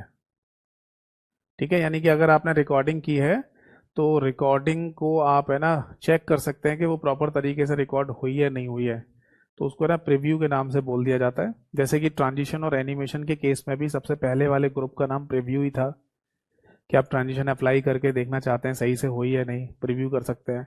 ऐसे आप एनिमेशन चेक कर सकते हैं सही से अप्लाई हुआ है नहीं हुआ है, तो इसको प्रीव्यू कहा जाता है। ठीक है, तो वो यहाँ से देख सकते हैं। दूसरा यहाँ पर जो ग्रुप दे रखा है वो है कैमरा के नाम से है। कैमरा, जिसके अंदर कैमियो नाम का टूल आपको मिलेगा, और कैमियो का सिंपल सा मतलब है जस्ट लाइक लाइव कैमरा। ठीक है, जस्ट लाइक लाइव कैमरा। मैंने आपको बताया था ना कि यूट्यूब पर जो क्लासेस लेते हैं टीचर्स, उसमें एक तरीका ये भी होता है कि टीचर की जो हैंड राइटिंग है वो आपको स्क्रीन पर दिखाई देगी, है ना, वो जो लिख रहा है वो हैंड राइटिंग दिखती है, बट टीचर है ना साइड में, बिल्कुल स्क्रीन में साइड में एक डब्बे के अंदर दिख रहा होता है, बस छोटा सा यहाँ पर। ऐसा नहीं दिख रहा होता जैसे मैं दिख रहा हूँ आपको पूरी स्क्रीन पर मूव करता हुआ, वो एक छोटे से डब्बे में दिख रहा होगा। तो इसी को क्या बोलते हैं, कैमियो नाम का टूल कहा जाता है। इसके लिए आपको अपने कंप्यूटर के साथ एक कैमरा कनेक्ट करना पड़ेगा जो आपको फोकस कर रहा होगा, तभी वो आपको इस डब्बे में दिखा सकता है। ठीक है, आप बोलेंगे ये तो सर आपने पहले भी बताया था। हाँ, ये यहाँ पर भी दे रखा है, 2 बार दे रखा है पूरे पावर पॉइंट में। ठीक है, तीसरा दे रखा है रिकॉर्डिंग वाला टूल यहाँ पर। ठीक है, मतलब ग्रुप दे रखा है रिकॉर्ड के नाम से, और रिकॉर्ड का मतलब है रिकॉर्डिंग करना। ठीक है, अब इसमें दो चीजें दे रखी हैं, फ्रॉम बिगनिंग बिगनिंग का मतलब शुरुआत। तो अगर आप चाहते हैं बिगनिंग से ही, यानी कि बिल्कुल शुरुआत से जहां से प्रेजेंटेशन शुरू हो रही है वहीं से अगर रिकॉर्डिंग करनी है तो वहां से भी रिकॉर्डिंग कर सकते हैं। अब पता चले कि आपने ना आधी प्रेजेंटेशन दिखा दी, आधी प्रेजेंटेशन प्ले कर दी किसी के सामने, है ना, और फिर आपको याद आया कि यार ये तो रिकॉर्ड भी करनी थी, तो आप जहां पर हैं वहीं से भी रिकॉर्डिंग शुरू कर सकते हैं, जिसको करंट रिकॉर्डिंग कहा जाता है। करंट रिकॉर्डिंग, समझ में आ गई बात? तो आप दो टूल यहां पर देखेंगे रिकॉर्डिंग के अंदर, फ्रॉम बिगिनिंग रिकॉर्डिंग और फ्रॉम करंट रिकॉर्डिंग। बताओ बेटा, बात समझ में आ गई या नहीं? भाई 10 स्लाइड बनाई है आपने पूरी प्रेजेंटेशन फाइल में, और आप चाहते हैं कि पहली वाली स्लाइड से ही रिकॉर्डिंग शुरू हो जाए, पहली वाली स्लाइड से जब मैं किसी के सामने प्रेजेंटेशन दूं तो वहीं से रिकॉर्डिंग शुरू हो जाए, तो फ्रॉम बिगिनिंग कर दो। और आप प्रेजेंटेशन शुरू कर दिए हो और टोटल 5 स्लाइड आपने दिखा भी दी किसी को, अब 5 और बची हुई, तब याद आया कि इसकी रिकॉर्डिंग करनी है, तो एक ऑप्शन ये भी है कि आप वहां से भी रिकॉर्डिंग शुरू कर सकते हैं, जिसको करंट रिकॉर्डिंग के नाम से बोला जाता है। नोट कर लीजिए, कोई डाउट है तो पूछिए। समझ आ गया सभी को? तो रिकॉर्डिंग का सिंपल सा मतलब रिकॉर्ड करना ही है। ठीक है, ये टूल तब के लिए इस्तेमाल में लाया जाता है जब कोई आपसे कहे, या आप अपने लिए ही फ्यूचर रेफरेंस के लिए रिकॉर्डिंग करके रखना चाहते हो, है ना, मतलब कोई आपको रिकॉर्ड करे तो एक अच्छी बात है, नहीं तो आप खुद भी अपनी प्रेजेंटेशन को रिकॉर्ड कर सकते हैं। ठीक है, जिसके लिए कई सारे टूल हैं, आप स्क्रीन रिकॉर्डिंग कर सकते हो, कैमरा लगाकर भी अपने आप को दिखा सकते हो। जैसे कैमरा नाम का या कैमियो नाम का जो टूल है ना, इसमें बस एक कैमरा लगाना पड़ेगा, वो आपको भी दिखाता रहेगा डब्बे में, और जो आप यहाँ से रिकॉर्डिंग करेंगे ये पूरी स्क्रीन की रिकॉर्डिंग हो रही होगी, है ना। तो उस पूरी स्क्रीन की रिकॉर्डिंग में वीडियो भी रिकॉर्ड हो रही है, ऑडियो भी रिकॉर्ड हो रही है, और आपने जो कैमरा लगा रखा है जिससे आपको रिकॉर्ड करके यहाँ डब्बे में दिखाया जाएगा कॉर्नर में, तो वो भी दिख रहा होगा। तो इस तरीके से ये रिकॉर्डिंग पॉसिबल की जाती है। चलिए अब आगे देखिए। इसके बाद है ना रिव्यू आ जाता है। रिव्यू में देखो ज़्यादातर चीज़ें वही होंगी जो हमने एमएस वर्ड के अंदर देखी थी। रिव्यू के अंदर है ना प्रूफिंग एक टूल होता है, तो वो एमएस वर्ड में जो चीज़ हम पढ़ चुके हैं वही लगभग चीज़ें यहाँ पर होंगी। जो चेंज होंगे उनके बारे में चर्चा कर लेंगे, और जो बिल्कुल सेम है उनकी केवल नाम लिख देता हूँ क्योंकि ऑलरेडी हम उनके बारे में पढ़ चुके हैं। जैसे रिव्यू पे जैसे आप क्लिक करेंगे माउस से यहाँ पर, तो सबसे पहला जो ग्रुप आपको दिखाई देगा वो आता है प्रूफिंग के नाम से। अब प्रूफिंग को है ना समझाना मैं नहीं समझता जरूरी है, क्योंकि इसको ऑलरेडी मैं आपको एमएस वर्ड में अच्छे से समझा चुका हूँ। क्योंकि यहाँ पर कौन से टूल मिलते हैं, स्पेलिंग ग्रामर चेक वाले, है ना, थिसॉरस डिक्शनरी वाला, वो सब टूल आपको यहाँ पर देखने को मिलेंगे। और जल्दी से एक बार रिवाइज कर लो कि अगर है ना किसी मतलब स्पेलिंग और ग्रामर चेक की अगर हम बात कर रहे हैं तो कौन सी शॉर्टकट की इस्तेमाल में लाई जाती है, ये बता दो बस। अगर आपसे ये पूछा जाए कि स्पेलिंग ग्रामर चेक वगैरह के लिए कौन सी शॉर्टकट की इस्तेमाल में लाई जाती है, बताइए। स्पेलिंग मिस्टेक कर रहे हो या ग्रामेटिकल मिस्टेक कर रहे हो तो इनके लिए शॉर्टकट की क्या होती है बेटा, फंक्शन की F7। ठीक है। और जो डिक्शनरी होती है यहाँ पर उसका नाम क्या है, थिसॉरस। और अगर आपसे ये पूछा जाए कि थिसॉरस डिक्शनरी को डायरेक्टली ओपन करने की भी कोई शॉर्टकट की होती है, हाँ, तो ये आंसर है शिफ्ट के साथ फंक्शन की F7। यानी आप शिफ्ट दबाइए, उसके बाद फंक्शन की F7 दबा दो तो उससे थिसॉरस डिक्शनरी खुल के आ जाएगी। और थिसॉरस डिक्शनरी को डायरेक्टली इस्तेमाल करना क्यों पड़ता है या क्यों कर सकते हो, किसी भी शब्द का सिनोनिम देखने के लिए, पर्यायवाची शब्द देखने के लिए। अगर उस शब्द का एंटोनिम होगा तो वो भी आपको दिखा दिया जाएगा। ठीक है। इसके बाद दूसरे नंबर पर है ना यहाँ पर दिया गया होता है चेक एक्सेसिबिलिटी। ये बिल्कुल सेम है जैसे कि MS वर्ड में मैंने आपको बताया था बेटा। ठीक है, यानी वार्निंग्स और एरर्स को शो करने के लिए इस टूल का आप इस्तेमाल कर सकते हैं। जैसे पावर पॉइंट प्रेजेंटेशन में जितनी भी कहीं एरर वगैरह आई होंगी, है ना, वो यहाँ से पता चल जाते हैं चेक एक्सेसिबिलिटी के थ्रू, यहाँ से देख सकते हो। तीसरे नंबर पर है ना आपको मिल जाएगा दैट इज लैंग्वेज नाम का ये ग्रुप। लैंग्वेज के अंदर आपको मिल जाएगा ट्रांसलेट नाम का ये टूल। ट्रांसलेट का मतलब आपको पता ही है, अनुवाद करना। ठीक है, हिंदी का इंग्लिश में या इंग्लिश का हिंदी में अगर आपको अनुवाद करना है, ट्रांसलेशन करना है, तो वो आप कर सकते हैं। ठीक है जी। और अगर लैंग्वेज ऐड करनी है, कोई नई लैंग्वेज, तो वो भी आप ऐड कर सकते हैं। लैंग्वेज ऐड करना समझ आ गया सभी को। भाई ऐसा हो सकता है ना कि हिंदी के शब्दों को अगर आप पावर पॉइंट की स्लाइड पर दिखाना चाहते हैं या लिखना चाहते हैं, तो हिंदी की जानकारी अगर पावर पॉइंट को नहीं है तो ये क्या करेगा, हमेशा एरर बताएगा हर एक हिंदी के शब्द में जो सही लिखा हुआ है। तो अगर आप हिंदी लैंग्वेज को यहाँ पर ऐड कर लेंगे तब हिंदी के शब्दों को भी ये समझ जाएगा। क्योंकि जितने भी शब्द होते हैं ना किसी भी भाषा के, वो डिक्शनरी में मौजूद होते हैं। अगर कोई शब्द डिक्शनरी में मौजूद नहीं है तो ये क्या करता है, ये उसको स्पेलिंग मिस्टेक में दिखा देगा।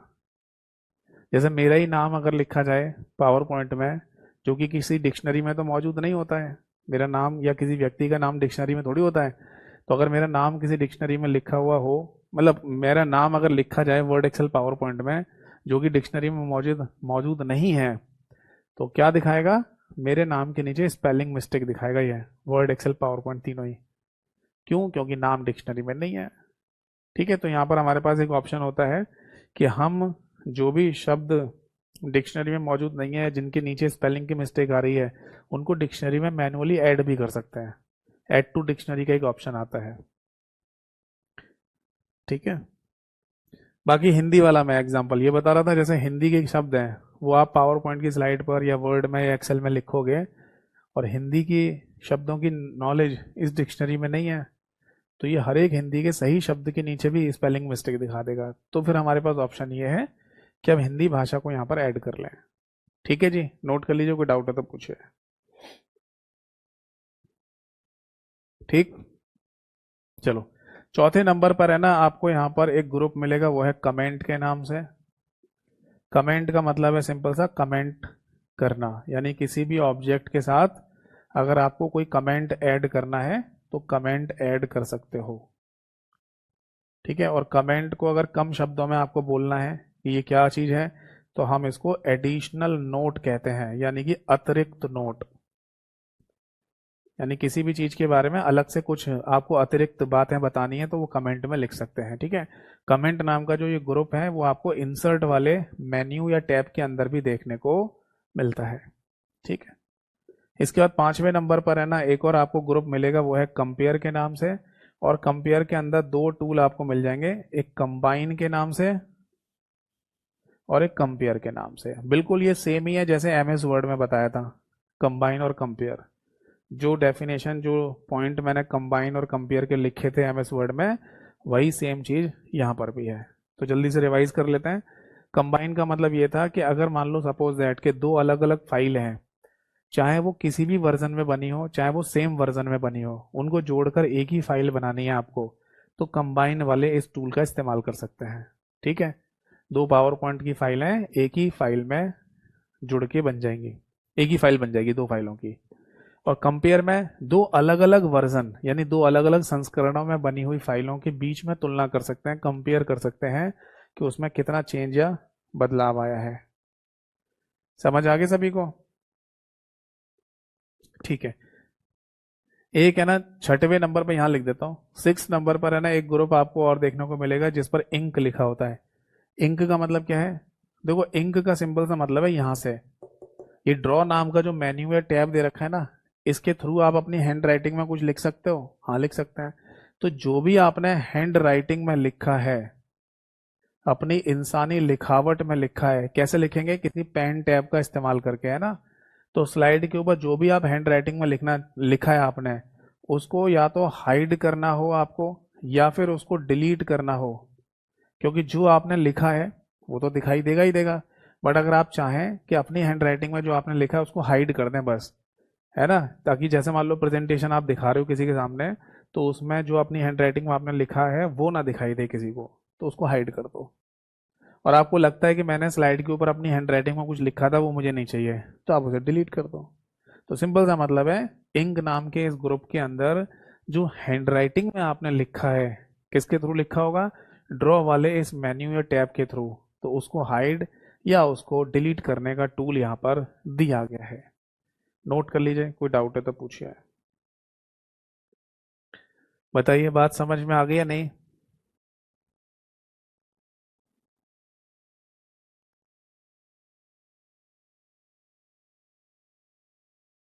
ठीक है, अब फाइनली व्यू की तरफ आगे बढ़ते हैं। व्यू में एक दो पॉइंट अलग हैं, बाकी तो सारे फिर से वही सेम ही है जैसे एमएस वर्ड में दे रखे थे। मैंने बताया ना शुरुआत में, एमएस वर्ड और पावर पॉइंट में काफी ज्यादा सिमिलैरिटीज हैं, समानताएं हैं। जैसे व्यू पे आप क्लिक करोगे, ठीक है, तो आपको सबसे पहले यहाँ पर प्रेजेंटेशन व्यू नाम से एक ग्रुप दिखाई देगा, जैसे एमएस वर्ड में डॉक्यूमेंट व्यूज नाम से आता है। एमएस वर्ड में भी डॉक्यूमेंट व्यूज कितने प्रकार का था?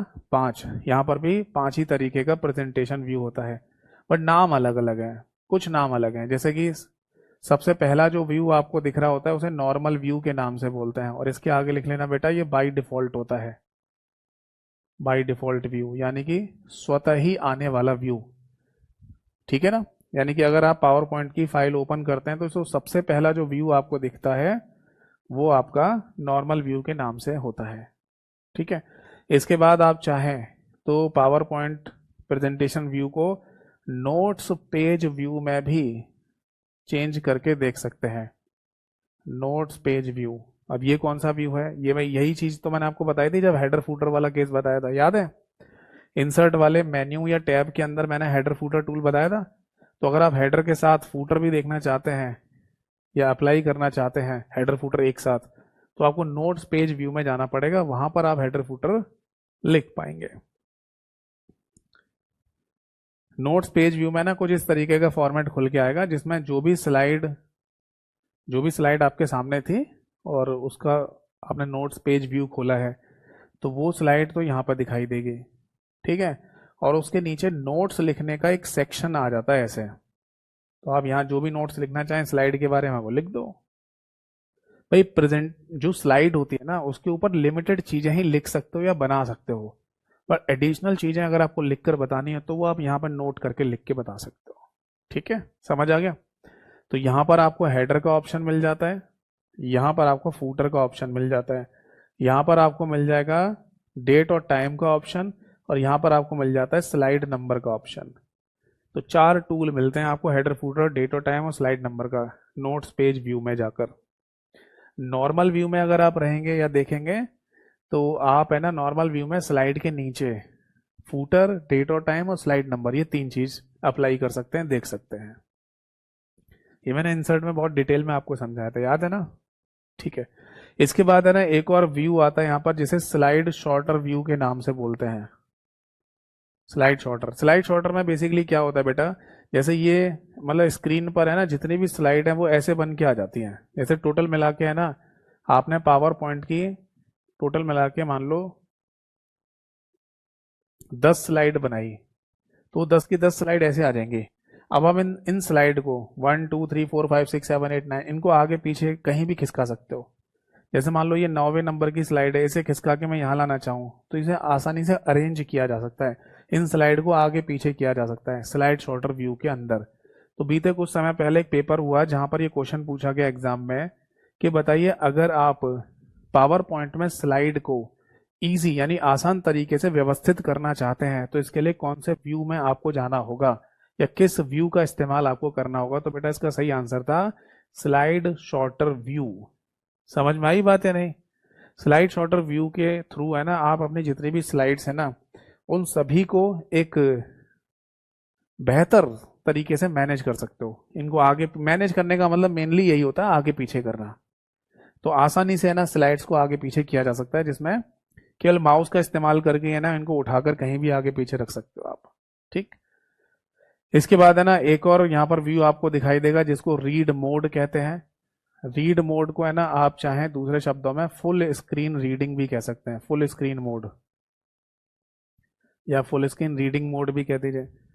देखो फुल स्क्रीन है ना दो चीजें हैं यहाँ पर पावर पॉइंट के केस में। फुल स्क्रीन में एक तो स्लाइड शो भी आता है और एक फुल स्क्रीन में ये आप रीड भी कर सकते हो। जैसे सपोज दैट आपको किसी के सामने कोई स्लाइड शो वगैरह नहीं करना, कोई प्रेजेंटेशन नहीं दिखानी आपको, बस केवल अपने लिए ही है ना जो स्लाइड आपने बनाई है उनको पूरी स्क्रीन पर करके आप देखना चाहते हैं, आप पढ़ना चाहते हैं, तो आप इस मोड का इस्तेमाल कर सकते हो जैसे फुल स्क्रीन मोड कहते हैं। और 5वें नंबर पर जो आता है उसे आउटलाइन कहा जाता है, आउटलाइन व्यू। आउटलाइन व्यू में क्या बताया था मैंने एमएस वर्ड में, पता है? मैंने बताया था कि जितने भी आपके लाइनें लिखी होती हैं है ना, हर एक लाइन से पहले बुलेट बन के आ जाती है ऐसे।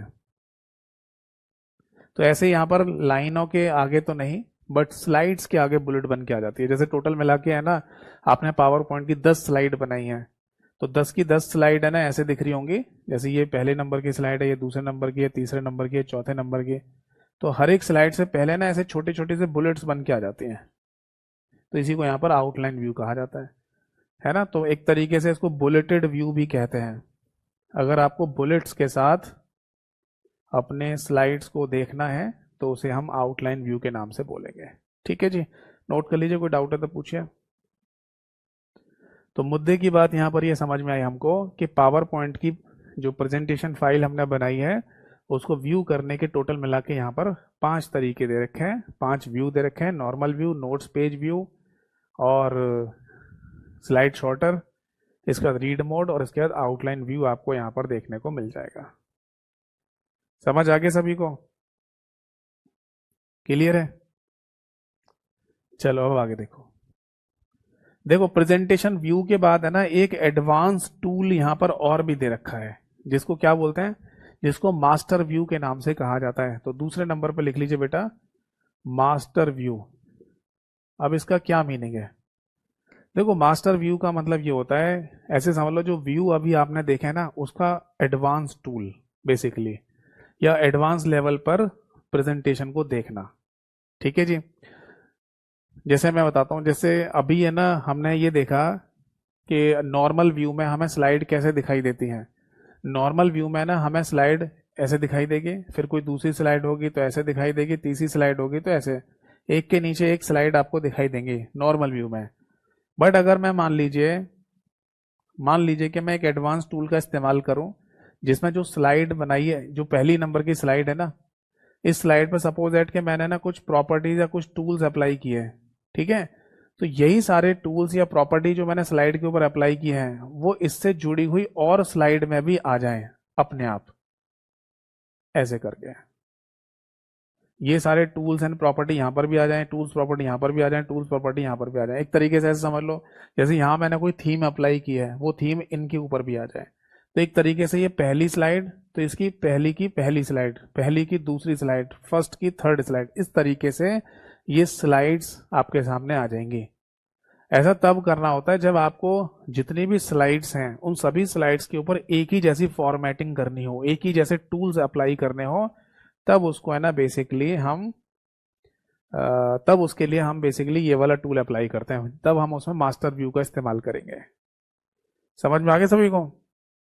देखो वैसे तो नॉर्मल व्यू में क्या होता है, पावर पॉइंट की जो फाइल बनाते हैं नॉर्मल व्यू में, उसमें हर एक स्लाइड के ऊपर अलग अलग प्रॉपर्टीज, अलग अलग टूल्स, अलग अलग फॉर्मेटिंग अप्लाई कर सकते हो, है ना, और अलग अलग अप्लाई करना भी पड़ता है।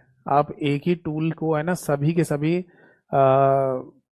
स्लाइड के ऊपर अप्लाई नहीं कर सकते हैं। सारे सारे स्लाइड के ऊपर आपको अलग अलग टूल अप्लाई करने पड़ेंगे, अलग अलग स्लाइड बनानी पड़ती है। बट मान लो आपको ऐसा नहीं करना है, आपको तो ऐसा करना है कि एक ही स्लाइड पर मैं सारे टूल अप्लाई करूं और वो बाकी जितनी भी स्लाइड है सबके ऊपर लग जाए, तब उसके लिए मास्टर व्यू में जाना पड़ेगा। और यहाँ पर एक आपको व्यू दिखाई देता है जिसे स्लाइड मास्टर कहते हैं। क्या बोलते हैं? Slide master. इसके थ्रू ऐसा होगा। तो अगर लिखना चाहें तो लिख लीजिए, ठीक है, नहीं तो जो पीडीएफ फाइल है पावर पॉइंट की, वहां पर मैंने ये सब पॉइंट लिखे हुए हैं कि स्लाइड मास्टर व्यू के अंदर एक स्लाइड पर अप्लाई की गई प्रॉपर्टीज या टूल को आप मल्टीपल स्लाइड पर भी देख सकते हैं, तब उसके लिए स्लाइड मास्टर टूल का इस्तेमाल किया जाता है। ऐसे है ना एक और एडवांस टूल दे दिया जिसको नोट्स मास्टर कहते हैं। जैसे अभी मैंने आपको नोट्स पेज व्यू बताया था, उस नोट्स पेज व्यू में क्या था कि स्लाइड के नीचे है ना आपको नोट्स लिखने का टूल दे रखा था बस। जैसे मान लो नोट्स पेज व्यू में ऐसे स्लाइड ऊपर दिख रही थी यहाँ पर, और इसके नीचे नोट्स लिखने का एक टूल दे दिया था कि अगर आप किसी स्लाइड के बारे में कुछ नोट लिखना चाहें तो यहाँ लिख दो, है ना। अब यहाँ पर जैसे ही नोट्स मास्टर में जाते हैं ना, तो उसमें क्या होता है, स्लाइड ऐसे आ जाएगी, उसके नीचे नोट लिखने के अपने ऐसे हिरार्किकल पॉइंट दिए जाते हैं, ऐसे लिखने के, है ना, पहले पॉइंट के अंदर फिर एक और पॉइंट ऐसे करके। याद है आपको जब मैंने एमएस वर्ड पढ़ाया था आपको, तब उस एमएस वर्ड में मैंने कंडीशन पढ़ाई थी आपको, या एक टूल बताया था जिसको टेबल ऑफ कंटेंट कहते हैं। तो वैसे ही समझ लो यहाँ पर ऐसा फॉर्मेट बन के आ जाता है। तो ये नोट्स मास्टर के थ्रू आप एक तरीके से बोल सकते हैं लेवल वाइज नोट्स लिखना या हायरार्किकल वे में नोट्स लिखना, ठीक है। और एक और दे देते हैं यहाँ पर नोट्स एंड हैंडआउट, ये भी मिलता है यहाँ पर, नोट्स एंड हैंडआउट के नाम से, ठीक है। ये तब के लिए जब आपको प्रिंट आउट वगैरह निकालना हो, तब उस कंडीशन में ना नोट्स तो लिख दिया ना हमने, हैंडआउट ही आता है केवल, पूरा नोट्स एंड हैंडआउट नहीं है, यहाँ पर आता है केवल हैंडआउट मास्टर,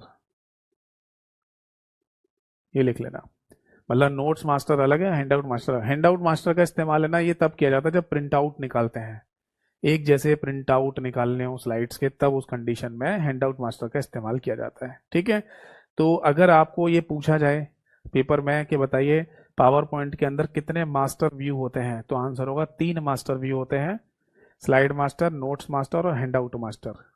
स्लाइड मास्टर में एक ही स्लाइड के ऊपर अप्लाई की गई टूल्स या एक ही स्लाइड के ऊपर अप्लाई किए गए फॉर्मेटिंग टूल्स को मल्टीपल स्लाइड्स पर दिखाना है तो स्लाइड मास्टर का इस्तेमाल करेंगे।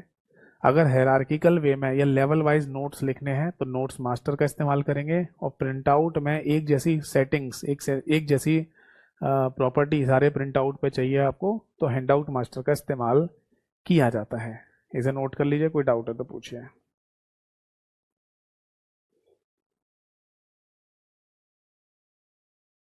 सही है भाई, चलो अब आगे देखो।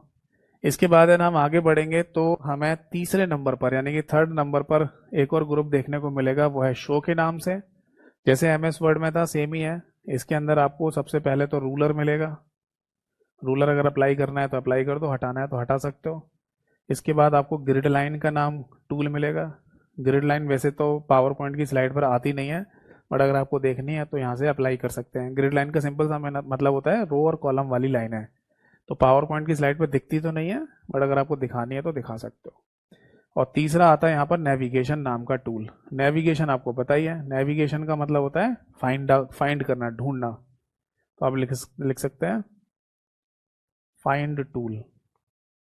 मतलब अगर आपको पावर पॉइंट प्रेजेंटेशन फाइल में कुछ भी फाइंड करना है, ढूंढना है, तो नेविगेशन टूल का इस्तेमाल आप कर सकते हो, ठीक है। जैसे फाइंड टूल का इस्तेमाल करते हैं ना, उसी तरीके से ये एमएस वर्ड में भी तो बताया था, नेविगेशन का इस्तेमाल बिल्कुल सेम किया जाता है जैसे फाइंड टूल का इस्तेमाल करते हैं कुछ भी ढूंढना हो तो। चौथे नंबर पर लिख लीजिए जूम नाम का टूल आपको मिल जाएगा। ठीक है, जूम में ना आपको पता होना चाहिए कि मिनिमम जूम आप कर सकते हैं 10% और मैक्सिमम जूम आप कर सकते हैं दैट इज 400%। और बाय डिफॉल्ट जूम होता है बेटा यहाँ पर 75%। ठीक है, जूम में थोड़ा सा चेंज है। क्या है मैं बताता हूँ। एमएस वर्ड में मिनिमम जूम होता है बेटा 10% का, मैक्सिमम होता है वहाँ एमएस वर्ड में 500 और बाय डिफॉल्ट 100%। एक्सेल में मिनिमम होता है 10%, मैक्सिमम होता है 400 और बाय डिफॉल्ट 100%। और एमएस पावर पॉइंट में मिनिमम होता है 10%, मैक्सिमम 400 और बाय डिफॉल्ट 75% होता है। ये आप नोट कर लीजिए। ठीक है, इसके बाद है ना 5वें नंबर पर आपको एक और ग्रुप देखने को मिलेगा जिस पर कलर और ग्रे कलर ऐसे लिखा हुआ आता है। कलर कलर और ग्रे कलर, इसका क्या मतलब है। देखो, वैसे तो प्रेजेंटेशन जब आप बनाएंगे कंप्यूटर में तो आपकी जितनी भी स्लाइड्स हैं वो सब कलरफुल में ही आती हैं, है ना। जितनी भी स्लाइड्स आपको दिख रही होंगी वो सब कलरफुल आती हैं। ठीक है, बट अगर आप चाहें तो उन स्लाइड्स को ग्रे कलर में भी देख सकते हैं। उन स्लाइड के ऊपर जो भी कुछ लिखा हुआ है बना हुआ है वो सब कुछ ग्रे कलर में आ जाएगा। ग्रे कलर समझते हैं ना, व्हाइट और ब्लैक का मिश्रण जो होता है उसे ग्रे कहते हैं। और अगर आप ये चाहते हैं कि जो भी स्लाइड आपने बनाई है वो ब्लैक एंड व्हाइट में आ जाए तो ब्लैक एंड व्हाइट में भी आ जाएंगे। तो स्लाइड को दिखाने के या देखने के 3 तरीके हैं यहाँ पर। कलर में देखना है तो कलर तो बाय डिफॉल्ट होता ही है। जब पावर पॉइंट फाइल आप बनाएंगे तो बाय डिफॉल्ट आपके जितने भी स्लाइड बन रही होंगी वो सब बाय डिफॉल्ट कलरफुली बन रही होती हैं। बट अगर आपको ग्रे कलर में देखना है तो ग्रे कलर में भी देख सकते हैं और ब्लैक एंड व्हाइट में देखना है तो ब्लैक एंड व्हाइट में भी देख सकते हैं। इसके बाद 6वें नंबर पर आता है दैट इज विंडो। विंडो में भी आपको वही टूल मिलेंगे। एक तो आता है न्यू विंडो का और एक आता है यहाँ पर स्विच विंडो का। ये दोनों वही हैं सेम जैसे एमएस वर्ड में आपको बताए थे। ठीक है ना, न्यू विंडो का मतलब एक ही फाइल को दोबारा से ओपन करना और स्विच विंडो का मतलब कई सारी जो फाइलें खुली हुई हैं उनके बीच में इजीली स्विच करना। कभी ये फाइल खोलनी है, कभी वो फाइल खोलनी है, कभी ये कभी वो, इस तरीके से जितनी भी फाइलें खुली हुई हैं उनके बीच में इजीली स्विच करना है आपको। तो विंडो वाले इस ग्रुप का इस्तेमाल आप करेंगे। ठीक है, ठीक। इसके बाद एक 7वां और लिख लो यहाँ पर, मैक्रोज। ये भी बिल्कुल सेम ही है जैसे कि एमएस वर्ड में था। ठीक है, मैक्रोज क्या होता है, एक रिकॉर्डिंग टूल होता है और जितनी भी रिकॉर्डिंग बनेंगी मैक्रोज की उनको अगर आपको देखना है तो उसे बोलते हैं बेटा व्यू मैक्रोज। उसकी लिस्ट अगर आपको देखनी है तो ऑल्ट प्लस F8 ये शॉर्टकट की आप इस्तेमाल कर सकते हैं जितने भी मैक्रोज रिकॉर्डिंग आपने बनाई है उनको एक ही जगह पर देखने के लिए। और इसके लास्ट में बचता है हेल्प। हेल्प बिल्कुल डिट्टो सेम है जैसे एमएस वर्ड में था। ठीक है, जल्दी से एक बार ये भी लिख देता हूँ। वैसे लिखने की जरूरत नहीं है, एक भी शब्द आगे पीछे नहीं है, सेम एमएस वर्ड जैसा ही है। हेल्प पे जैसे ही क्लिक करेंगे तो आपको सबसे पहला ही ग्रुप मिलेगा हेल्प के नाम से। इसके अंदर आपको हेल्प नाम का टूल मिलेगा जिसको आप चाहें तो टेक्स्ट हेल्प भी कह सकते हैं।